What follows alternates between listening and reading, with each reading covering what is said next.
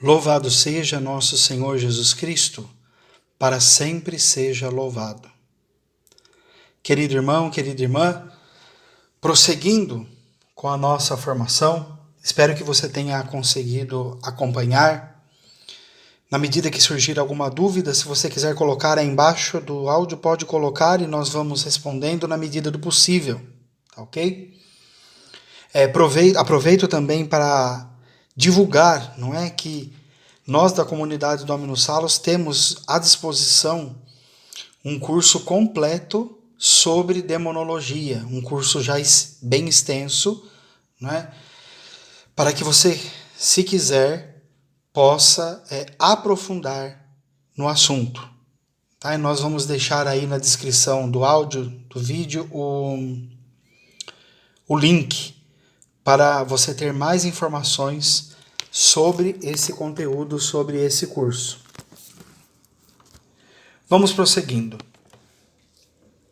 Então, como ajudar as pessoas? Né? Então, quem trabalha nessa área, na área do Ministério de Cura e Libertação, né, no processo de libertação das pessoas do maligno, de fato, quando o maligno se faz presente, né, é muito interessante, né, é muito bom e muito útil, muito frutuoso, se nós tivermos a possibilidade de trabalhar em conjunto com algum profissional da saúde mental. Seja psicólogo, um psicólogo sério, de preferência católico, ou um psiquiatra, que também seja católico e que creiam na possibilidade da ação demoníaca.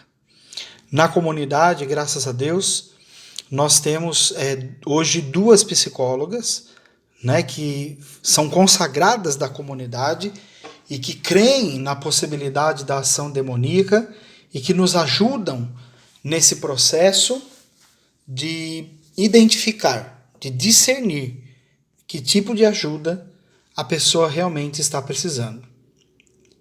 Então, se for um sacerdote exorcista, né, que está, de repente, acompanhando essa formação, é altamente recomendado esse procedimento a partir da própria introdução geral do ritual de exorcismo. Então, se você pegar lá o parágrafo 17 da introdução geral do ritual de exorcismo, lá está se dando esta recomendação. Não é algo obrigatório, mas é altamente recomendado, né?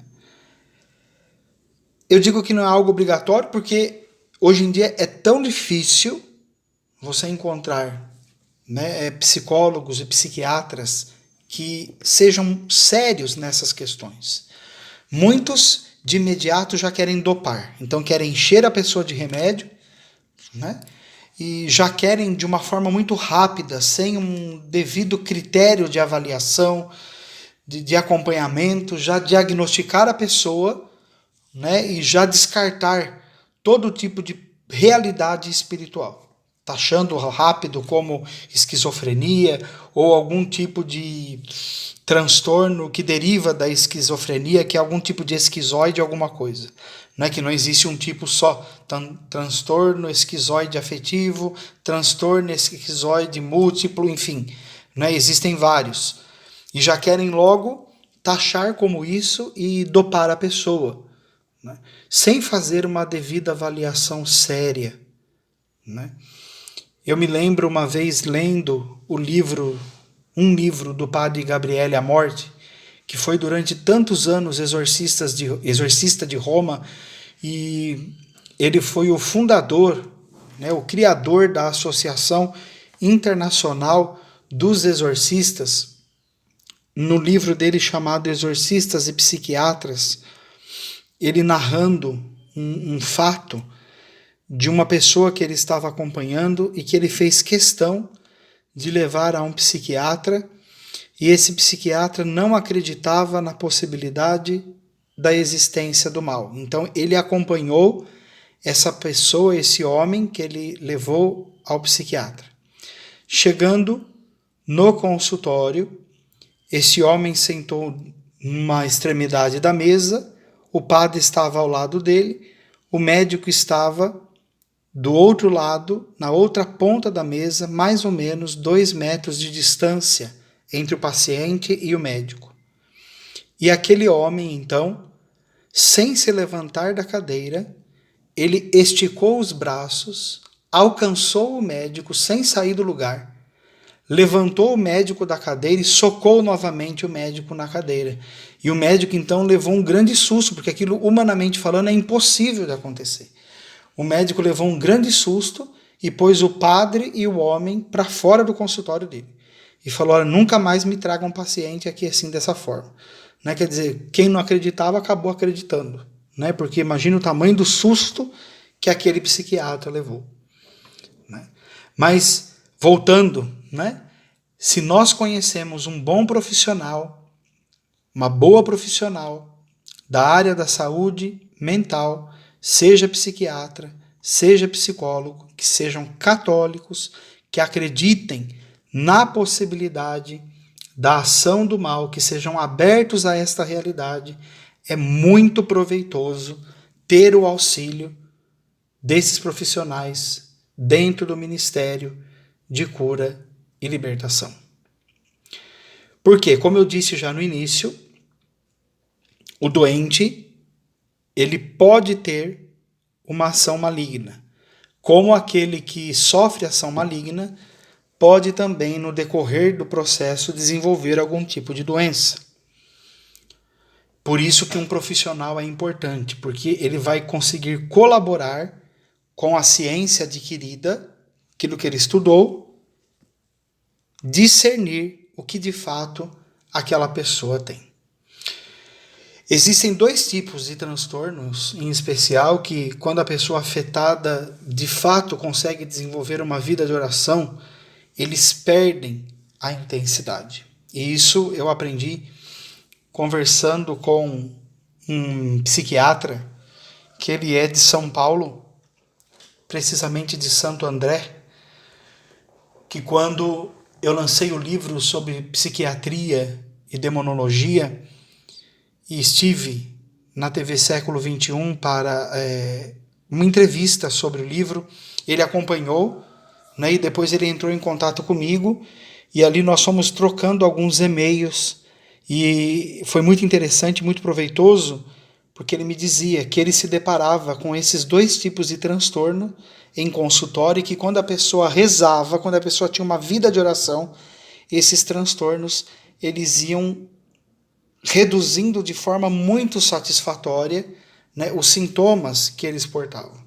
E um desses transtornos é o transtorno de personalidade limítrofe, também conhecido como transtorno borderline. Né? Esse tipo de transtorno que de fato tira a pessoa de si, arranca a pessoa, né, não deixa a pessoa se estabilizar, não deixa a pessoa se centrar.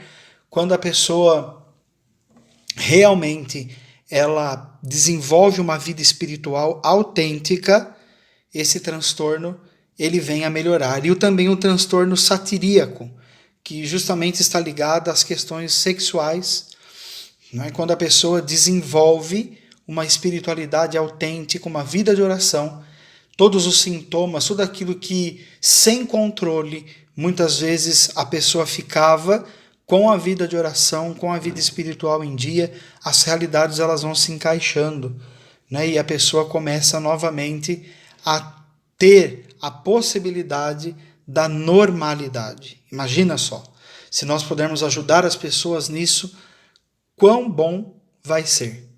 Quão bom.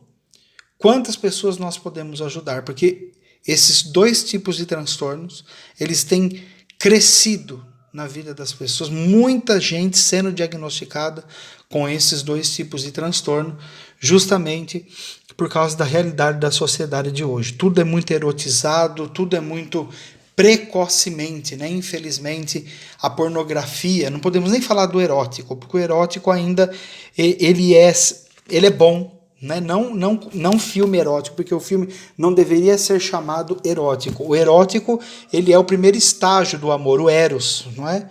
É a parte mais simples, podemos dizer assim, do amor. É aquela paixão, aquela atração, não é, que o ser humano sente, que não precisa estar literalmente só ligada para as coisas daqui, mas também para as coisas de Deus, né? Deus nos atrai, né? E essa atração que nós sentimos por Deus também está baseado nessa questão do eros, né? Se nós queremos aprofundar um pouquinho mais sobre isso, nós temos que ler o documento do Papa Bento XVI, Deus Caritas Est. Ali ele vai explicar muito bem os 3 tipos de amor, não é?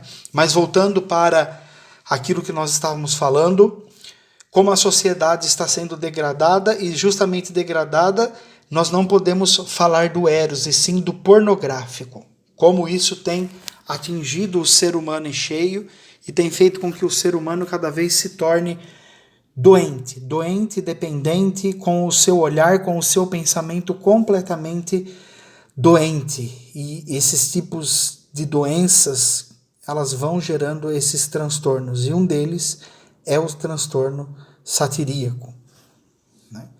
Então aqui nós vemos claramente a necessidade que temos desse diálogo com psicólogos e psiquiatras que sejam católicos ou no mínimo cristãos, né? Por quê? Porque aquele que reza por libertação, na maioria das vezes, 99,9%, ele não é perito em saúde mental. E o médico ou psicólogo também, 99%, né, eles não são peritos em teologia. Então, é necessário esse diálogo, porque com esse diálogo, muitas pessoas poderão ser auxiliadas, tanto pelo médico, pelo psicólogo, como também por aquele que, na igreja, pode estender as mãos para ajudar. Nós vamos encerrando agora esse áudio por aqui, e no próximo nós vamos continuar ainda falando sobre essas 2 ciências, que é a psicologia e a teologia, e elas podem se complementar e auxiliar muito. Glória ao Pai, ao Filho e ao Espírito Santo, como era no princípio, agora e sempre. Amém. Em nome do Pai, do Filho e do Espírito Santo. Amém.